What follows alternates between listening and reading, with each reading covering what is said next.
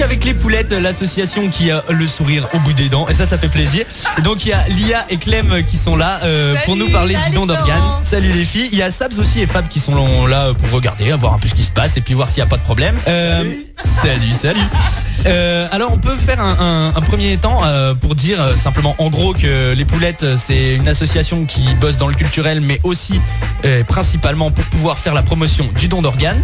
On en parlera un petit peu plus tard. Avant ça, j'aimerais bien qu'on puisse savoir depuis combien de temps existe cet asso, et puis l'histoire, ce qui vous a donné envie de bosser autour du don d'organes. L'association Les Poulettes est née en 2009 suite à une volonté de Lette qui a été greffée cœur-poumon. Laetitia est tombée malade à l'âge de 16 ans. C'était une maladie un petit peu compliquée, une maladie rare.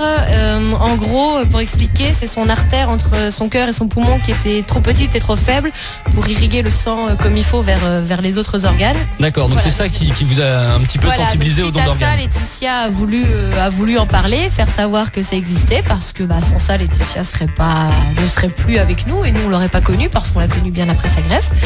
Donc voilà, donc on parle du don, on dit que ça existe, qu'il faut le dire à ses proches, bien que tu aies ta carte de donneur dans ton portefeuille. Ouais, c'est pas suffisant, il paraît. Non, c'est pas suffisant, la carte de donneur n'a pas de valeur juridique. Voilà. D'accord, le message passe. Si je dis pas de bêtises, ça fait 5 ans du coup que l'asso existe, c'est ça? Oui, c'est ça, cette année on va fêter nos 5 ans. Voilà. Et c'est quel jour exactement? Alors on a choisi de fêter ça les 14 et 15 mars au Hublot pour un événement bien particulier. Ça tombe bien, c'est l'événement dont on parlera, c'est la sortie de la compile numéro 2 justement pour faire la lumière sur le don d'organes avec beaucoup d'artistes. On en parlera juste après, puisque là j'aimerais bien qu'on fasse un petit point justement sur le don d'organes, comment ça fonctionne, parce qu'il y a des cartes mais c'est pas toujours suffisant même si c'est important. Puis il y a plusieurs sortes de dons et puis rappeler également que le don est gratuit. Donc si on peut avoir un petit topo sur le don d'organes, ce serait cool. De son vivant, c'est-à-dire que tu peux donner à une personne de ton entourage. Pour l'instant, ça reste encore assez limité. Tu peux donner un rein, tu peux donner de la moelle osseuse. Lia vous en parlera puisqu'elle est en train de faire les démarches. Tu peux aussi donner ton sang. Tu peux faire de la greffe de peau, enfin autogreffe quand tu as eu un accident, etc. Puis évidemment, tu peux donner tes organes lorsque tu es décédé. Voilà. D'accord. Donc il y a deux sortes de dons, vraiment. Voilà, deux sortes de dons bien distants. Faut que tu sois mort, mais tu peux être vivant. C'est cool, quoi. C'est quand même un peu la seule façon de faire des cadeaux quand t'es mort. Ouais, c'est ça. Et, il faut savoir qu'il n'y a pas de limite d'âge, voilà. Alors, est-ce que vous avez quelques chiffres pour qu'on se représente un petit peu ce que fait le don d'organes en France ou dans le monde? Oui, alors on se base sur les chiffres de la biomédecine. Vous pouvez chercher dans Google, il y a toutes les informations nécessaires sur ce site-là. C'est notre site de référence, et c'est eux aussi qui nous fournissent les plaquettes quand on fait des stands d'information, et qui nous fournissent également les cartes. Donc en 2 chiffres, en gros, c'est 17 000 personnes en attente de greffe par an, qui sont inscrites sur des listes d'attente de greffe, et il y a 5 000 greffes par an en moyenne. En gros, on peut se dire qu'il y a 12 000 personnes qui malheureusement restent sur le carreau parce que... Oui, ou qui restent en attente d'année en année, c'est ce qu'on peut se dire, et pas qui y passent, quoi. Ouais, voilà. C'est plus positif comme façon de voir les choses. Après, pour donner une idée, les organes qu'on greffe le plus, ce sont les reins, parce qu'on peut le faire aussi de son vivant. Ensuite, il y a le foie, le cœur, les poumons, le bloc cœur-poumon comme Poulette, le pancréas et les intestins. Puis après, on peut encore donner des tissus, des tendons, des ligaments, des choses comme ça. Alors, c'est quoi la démarche du coup? Est-ce que c'est compliqué ou pas, justement? Non, pour être donneur, la seule démarche, c'est de dire autour de toi. Voilà, t'as un repas de famille, tu veux plomber l'ambiance, tu dis hey, mamie, je suis donneur. Ah, mais ça plombe pas l'ambiance, je pense que ça ouvre le débat. Ça fait penser à une chanson de Julien Mazzi, d'ailleurs. Ouais, je vois ce que tu veux dire. Tu vois ce que je veux dire. Donc voilà, donc lui, il a très bien illustré. Et voilà, donc effectivement, tu peux avoir la carte de donneur. Elle est bleue ou elle est verte, ça dépend des associations. Donc on te demande ton nom, ton prénom, la date à laquelle tu l'as fait ou les gens à qui tu l'as dit. Mais la carte n'a pas de valeur juridique, comme je disais tout à l'heure. Donc il faut vraiment en parler. Faut prévenir les proches. Voilà. Et de même, si vraiment tu es catégorique, tu veux rien donner, mais rien. Et tu le dis aussi. Ouais, tu le dis et tu t'inscris sur la liste de refus. Ah ouais. Ouais, il y a une liste de refus, tu t'y inscris et puis à tout moment tu peux te désinscrire aussi. D'accord, c'est quand même bien foutu. Lia fait les démarches pour s'inscrire justement sur le registre de donneurs de moelle. Ouais, c'est veilleur de vie en fait. Donc il suffit de s'inscrire sur internet ou par papier. Un petit entretien de 10 minutes avec des questions sur certaines maladies que tu as eues, que tu n'as pas eues, s'il y a des antécédents et tout ça. Si tu passes l'entretien téléphonique, du coup, tu es recontacté par des médecins pour un rendez-vous en centre hospitalier où là où ils te font prise de sang, ils te reposent des questions et ainsi de suite. Et une fois que ça c'est confirmé, tu es donc sur la liste de donneurs de moelle osseuse qui n'a rien à voir avec la moelle épinière. C'est la moelle épinière, donc c'est dans la colonne, et le don de moelle osseuse, c'est dans la hanche. Et il y a deux principes. Soit c'est par antibiotique, ça passe dans le sang, soit c'est une ponction, sachant que tout est pris en charge. Donc le don est gratuit au final. Oui, ça reste gratuit de toute manière. D'accord. Ouais. Bon alors on va entamer un sujet un peu plus réjouissant puisqu'on va bientôt faire la chouille la semaine prochaine. Mis à part cette chouille qui est donc le 14 et le 15 mars au Hublot dès 19h30, en plus 2 jours parce qu'il y a plein d'artistes, vous allez voir, c'est de la bombe.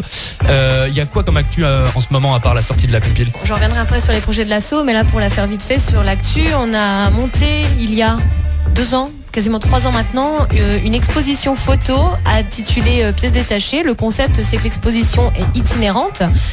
Donc on a demandé à divers photographes, professionnels, amateurs de nous donner leur vision du don d'organes et de nous en ressortir une image. Donc cette exposition photo a tourné sur beaucoup de festivals, dans des salles culturelles, etc. On l'a eu à l'Adagio et là on était très très fiers. Et là elle est partie à Bellerive-sur-Allier hier dans le cadre d'une conférence sur le don d'organes justement. D'accord. Organisée par la commune. Bah c'est cool ça. Ouais, alors et comme autre projet, donc vous allez aussi dans des classes de collège si j'ai bien compris. Non, alors ça c'est les objectifs de l'association. Alors bon, passons aux objectifs. Oui, on a passé un peu à l'as tout à l'heure. Donc l'objectif de l'association, c'est d'informer sur le don d'organes. Donc forcément, on a des stands d'information. On se déplace dans diverses manifestations, que ce soit aussi bien culturelles, des fêtes de village ou sur les festivals. Les festivals, ça marche très très bien. On fait tabac à chaque fois là, et on s'amuse beaucoup à mettre des stickers sur tous les gens et on voit des ronds jaunes partout. Je suis déjà parti avec un sticker sur le dos. Ça nous fait beaucoup rire et ça ouvre beaucoup de connaissances et ça circule bien, quoi, voilà, parce que c'est là aussi dans le festival où on trouve des gens vraiment de partout, surtout quand on sait taper dans les bons festoches, donc voilà. Et puis nous, ça nous amuse beaucoup aussi. D'accord. Alors ces projets artistiques, quels sont-ils? Le premier projet était la création d'une compilation. Donc non, les poulettes ne sont pas chanteuses, hein, loin de là, enfin, remis en mode casserole et cocotte. Hein. Cocotte voilà. Pour une poulette, c'est pas mal. Voilà. Donc du coup, on avait fait appel à une trentaine d'artistes pour la compilune, essentiellement lorrains, qui ont écrit sur le don d'organes ou qui ont donné un morceau de leur composition. Et on peut citer peut-être quelques artistes. Alors en lorrain, tout à l'heure je citais Julien Madi, il y avait Alex Toucourt, il y avait les Accords de rue, je remémore les photos, il y avait No ID à l'époque aussi, Tournée Générale, les Piqui Piaf, Robert Dame. Donc voilà, puis on a eu quelques exclus comme Carpath, comme Debout sur le Zinc aussi, Christian Pacou, notre chouchou parisien. Il est toujours disponible, il y a une trentaine d'artistes à 10 € et donc voilà, et on remet le couvert. Ouais. Et pour les 5 ans, on se fait plaisir, on s'offre une seconde compil. Du coup, on en parle, c'est la deuxième partie de l'interview. C'est, je le répète, le 14 et le 15 mars 2014, donc dès 19h30 au Hublot. Donc en tant qu'étudiant, vous savez tous où est le Hublot, juste à côté du resto Montbois, du resto U, pardon. Donc c'est 10 € par soir pour 10 groupes par soir. Donc c'est quand même pas cher payé pour de la bonne qualité, parce qu'il y a pas mal de groupes sympas, encore beaucoup de groupes lorrains. La billetterie à faire sur place. Alors, est-ce qu'on peut parler un petit peu des groupes qu'on trouvera justement à cette sortie de compile? Parce que ce qu'on peut rappeler, c'est que les groupes qui sont sur la compile sont ceux qui, pour la plupart, viendront jouer justement à l'événement du 14 et 15 mars au Hublot. Oui, c'est ça. Donc là, pour la deuxième compile, on a voulu être un peu plus national en prenant des groupes un petit peu plus loin que la Lorraine. Au final, on a quand même 15 Lorrains sur 30 artistes. Hein, voilà, on ne s'est pas séparé de ça. Voilà, ouais. Et donc du coup, ils viendront en majorité le soir du 14 et 15 mars. Voilà, il y aura 20 groupes sur les 2 soirs, il y a 30 artistes sur la compile.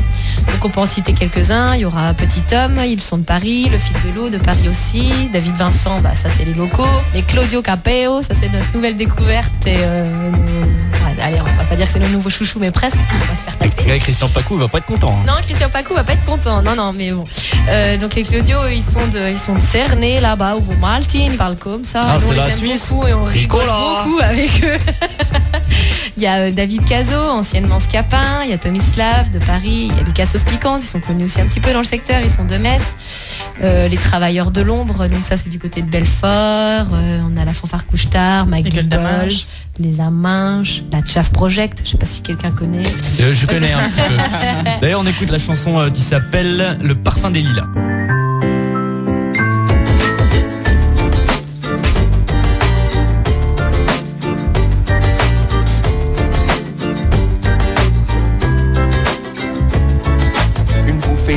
Glace les cordes vocales. Pour prendre la route il fallait être matinal. Un long voyage se préparer, c'est pas les vacances. La famille est sur le départ, il faut quitter la France. Certains ont du chagrin, d'autres cogitent pas mal. Pour quelle raison mamie change-t-elle d'hôpital?